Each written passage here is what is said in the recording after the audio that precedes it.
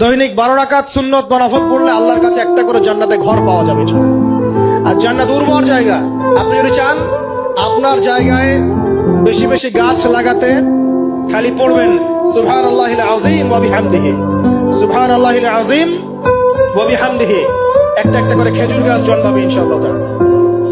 বলবেন সুবহানাল্লাহি ওয়া বিহামদিহি, সুবহানাল্লাহিল আযীম।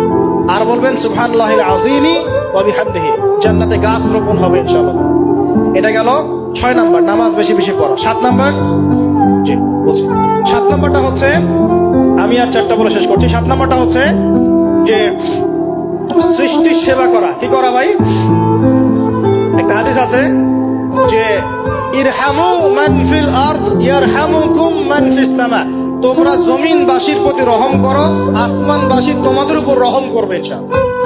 আল্লাহর ভালোবাসা পাওয়ার অন্যতম মাধ্যম হচ্ছে জমিনবাসীর প্রতি রহম করেন।